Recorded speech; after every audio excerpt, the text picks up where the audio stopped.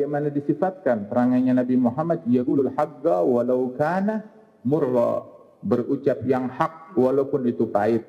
Namun cacian bukanlah yang hak, cacian adalah batil, provokasi adalah kebatilan, namimah adalah kebatilan, ujaran kedengkian adalah kebatilan. Rasulullah berucap yang hak, tidak berucap yang batil, walaupun itu pahit, apapun risikonya tetap dijalankan oleh Nabi Muhammad. Hingga para syuyukhuna mereka mengatakan kadal mu'tadil alla yakuna lahu sadiq. Orang kalau moderat hampir-hampir enggak punya teman, dimusuhin oleh pihak sana, dimusuhin oleh pihak sini. Orang kalau moderat seperti itu. Alhamdulillah wassalatu wassalamu ala sayyidina Rasulillah sayyidina Muhammad bin Abdullah wa ala alihi wa sahbihi wa mawalah ma ba'd. Kita bersyukur kepada Allah Subhanahu wa taala pada siang hari ini bersama-sama kita berkumpul di dalam Multaqa Ulama yang diadakan oleh PWNU di tempat yang mulia ini. Mudah-mudahan Allah Ta'ala berikan berkah kepada kita sekalian. Kita doakan bil khusus Kiai Haji Syamsul Ma'arif, Kiai Haji Mahfud Asirun, Kiai Haji Zulfa Mustafa, dan juga Ketua Panitia Kiai Haji Ahmad Zahari, agar diberikan keberkahan, dan terutama tamu kita yang hadir tengah-tengah kita, Bapak Kapolda Metro Jaya, Bapak Irjen Muhammad Fadil Imran, dan juga yang mewakili Bapak Pangdam Jaya, dan segenap para asatidzah, para guru-guru, para tokoh masyarakat, para jajaran TNI dan Polri, insyaallah senantiasa diberikan keberkahan oleh Allah Subhanahu wa taala. Alhamdulillah atas pertemuan yang mulia ini. Disebutkan bahwasanya di dalam hadis qudsi Allah Ta'ala berfirman, wajabat mahabbati, wajib pasti dan harus mendapatkan kecintaan dariku, akan meraih kecintaan Allah. Siapa gerangan? Lil mutahabbina fiyya wal mutazawirina fiyya wal mutajalisina fiyya wal mutabadzilina fiyya. Pasti akan mendapatkan cinta dari Allah Ta'ala mereka orang-orang yang saling mencintai satu sama lain karena Allah, yang saling berkunjung, berziarah, bersilaturahmi satu sama lain karena Allah, yang saling duduk bareng bersama-sama karena Allah, dan juga saling berkorban, saling tolong, saling bantu satu sama lain karena Allah Subhanahu wa taala. Ta'awanu 'alal birri wat taqwa wa la ta'awanu 'alal itsmi wal 'udwan. Di saat kita berada di suatu masa sulit bisa duduk sama-sama, di mana di situ nggak ada kedengkian, nggak ada kebencian, itu sulit. Tetapi alhamdulillah pagi hari ini, siang hari ini kita berkumpul seperti kumpulnya para penghuni surga. Apa sifatnya mereka?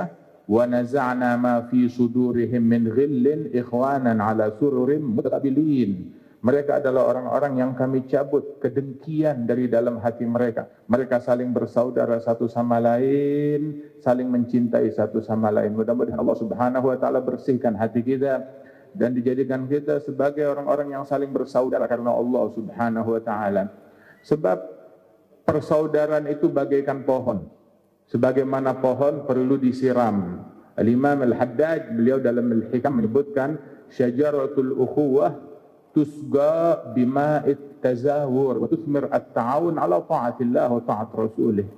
Sesungguhnya pohon persaudaraan perlu disirami. Disiraminya adalah dengan saling berkunjung, dengan saling berziarah, dengan saling silaturahmi. Dan itu pasti akan membuahkan. Kalau udah disirami akan membuahkan apa buahnya? Buahnya adalah kita saling tolong, saling bantu, saling kerjasama. Saling kerjasama, dan sebaik-baiknya kerjasama, sebaik-baiknya dialog, sebaik-baiknya multaqa, sebaik-baiknya diskusi dan pembicaraan, sebagaimana difirmankan oleh Allah Ta'ala, la khair fi kathirin min najwahum illa man amara bisadaqatin aw ma'rufin aw islahim bainan nas. Tidak ada kebaikan di dalam kumpulnya orang-orang, tidak ada kebaikan di dalam dialog mereka, perkumpulan mereka, kecuali kalau isinya ngajak orang untuk sedekah, berinfak, berbagi, peduli kepada sesama, peduli kepada masyarakat, atau ngajak orang untuk berbuat kebaikan, kepada ma'ruf, bukan kepada mungkar, untuk manusia saling mengasihi, saling mencintai, saling akur, saling damai, saling menghargai, menjaga mulut dari dzam, menjaga tangan dari dam. menjaga mulut dari dam, mencela, mencaci, menjaga tangan dari dam, artinya menjaga tangan jangan sampai menumpahkan darah, mengganggu orang lain. Dan ini ciri muslim yang sejati, yang asli. Al-muslim man salim al-muslimun min lisanihi wa yadihi, yang membuat muslimin lain selamat dari gangguan mulut dan tangannya. Kemudian juga tidak ada kebaikan di dalam perkumpulan mereka, melainkan kalau isi dialognya adalah islah bainan nas, memberikan maslahat kepada masyarakat, memberikan manfaat kepada masyarakat, mendamaikan antara masyarakat yang saling berseteru. Sebab sesungguhnya provokasi, mengadu domba, ngajarin orang saling bermusuhan, saling mendengki, itu bukan ajarannya Nabi Muhammad SAW. Provokasi itu bukan dakwah. Provokasi itu bukan nahi mungkar, tetapi adalah mungkar yang harus dinahi. Kita adalah orang yang dididik oleh Nabi Muhammad SAW untuk menegakkan dakwahnya Rasulullah, untuk menjalankan amar ma'ruf bil ma'ruf, nahi mungkar bil ma'ruf, dan untuk menjalankan ajaran-ajaran Islam dengan semaksimal mungkin. Tetapi sesungguhnya sebagaimana disifatkan perangainya Nabi Muhammad, yaqulul haqqa walau kana murra, berucap yang hak walaupun itu pahit. Namun cacian bukanlah yang hak, cacian adalah batil, provokasi adalah kebatilan, namimah adalah kebatilan, ujaran kedengkian adalah kebatilan. Rasulullah berucap yang hak, tidak berucap yang batil. Walaupun itu pahit, apapun risikonya, tetap dijalankan oleh Nabi Muhammad. Hingga para syuyukhuna mereka mengatakan, kadal mu'tadil alla yakuna lahu sadiq. Orang kalau moderat, hampir-hampir nggak punya teman. Dimusuhin oleh pihak sana, dimusuhin oleh pihak sini. Orang kalau akan, tetapi mereka yang mencari Allah Subhanahu wa taala, la yakhafillah laumata laim.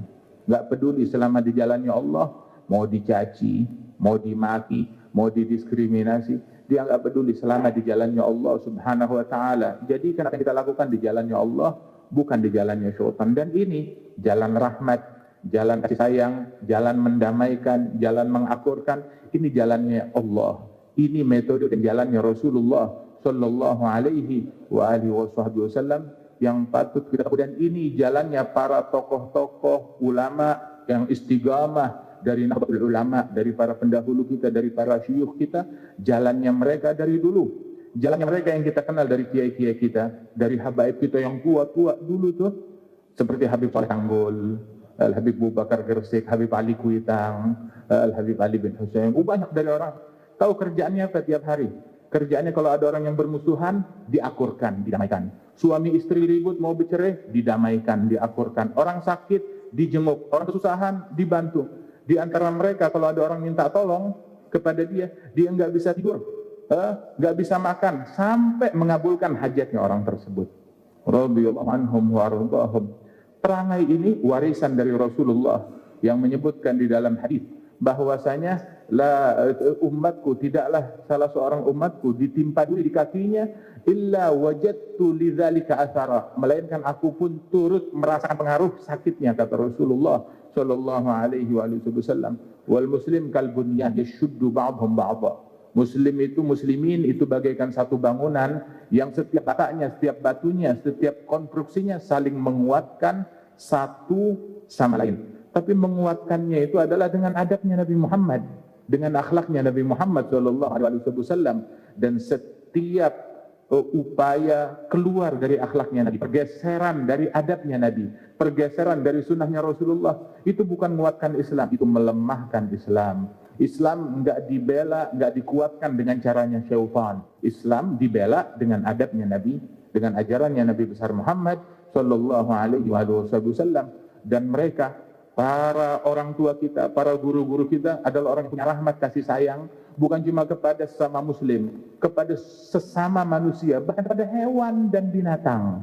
Karena Imam Syekh Habib Bakar bin Salim tiap malam dia pergi ke masjid-masjid yang ada di Kota Tarim, dia mengisi tempat minum air untuk hewan-hewan yang ditambatkan di situ. Dulu orang naik kuda, naik keledai, nah itu dia isi tempat minum air untuk hewan-hewan tersebut. Bahkan beberapa para a'immah dari a'immat madzhab ketika dia berjalan diarak oleh murid-muridnya, tahu-tahu ngelihat ada seekor anjing di jalanan, itu muridnya mau ngusir anjing tersebut, minggir, ini imam mau lewat. Maka dia bilang, jangan halau anjing tersebut, dia dan saya punya hak yang sama untuk melalui jalanan ini. Akhlak dan adab bahkan terhadap seekor anjing, apalagi terhadap, belajar dari mana ini akhlak? Dari Nabi Muhammad yang waktu masuk ke kota Mekah, Fatih Mekah membawa kemenangan, Nabi merebut kota Mekah bukan sambil menongakkan kepala, tapi beliau naik di atas keledai, di atas tunggangannya, menundukkan kepalanya sampai janggutnya hampir bersentuhan dengan hewan yang beliau tunggangi. Tiba-tiba Rasulullah melihat seekor anjing betina yang baru melahirkan sedang menyusui anak-anaknya di pojokan jalan. Anjing betina tersebut nggak bisa bergerak dan dia merasa gusar, takut dengan banyaknya pasukan dan sahabat Rasulullah yang lewat masuk ke kota Mekah. Apa yang Nabi lakukan? Diperintahkan satu sahabat berdiri di situ, jaga di situ, halau sahabat untuk menjauh, jangan sampai anjing itu ketakutan. Sebab dia lagi menyusui anaknya. Sebab Rasulullah masuk ke satu tempat memperhatikan rasa aman bagi seekor anjing. Apalagi buat manusia, apalagi buat sesama muslim. Ada adab Nabi Muhammad sallallahu alaihi wasallam. Ini yang Wali Songo diajarkan kepada kita. Wali Songo, berapa kuil yang dianjurkan oleh mereka? Berapa patung yang dianjurkan oleh mereka? Berapa banyak yang dirusak oleh mereka? Tidak ada. Tidak ada yang dirusak. Tapi lihat negeri kita, alhamdulillah, Islam di Indonesia berjaya dan meluas. Tahu berkat apa? Berkat akhlaknya mereka, berkat adabnya mereka. Sampai dahulu teman-teman kita bilang, saya kalau ngelihat para pendakwah yang anarkis dan radikal, dengan tutur kata yang keluar dari jalannya Nabi Muhammad Sallallahu Alaihi Wasallam dan menyimpang dari syariat, saya bersyukur, alhamdulillah, saya kenal Islam bukan dari dia. Saya kenal Islam dari kiai-kiai saya, dari guru-guru saya. Kalau kenal Islam dari dia, ya kita nggak bakalan masuk Islam. Alhamdulillah, masyarakat Indonesia kenal Islam dari Wali Songo. Kalau kenalnya dari orang-orang sekarang, nggak tertarik mereka. Ya, mudah-mudahan Allah Subhanahu Wa Taala menghidupkan kembali akhlak para pendahulu kita pada diri kita sekalian, diperbaiki keadaan kita. Alhamdulillah atas terjalinnya silaturahmi antara para ulama dan para umara. Terjalinnya silaturahmi ini, wah insya Allah sebagaimana Bapak Kapolda katakan, kalau kita bersatu nggak ada problem yang nggak bisa kita selesaikan. Semuanya insya Allah selesai.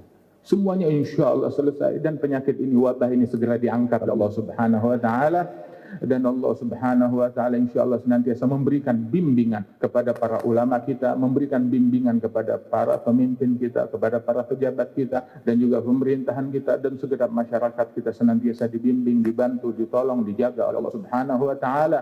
Dan Allah Taala pilih kita manusia yang dirahmati dan rahmati kepada sesama. Amin ya rabbal alamin. Assalamualaikum warahmatullahi wabarakatuh.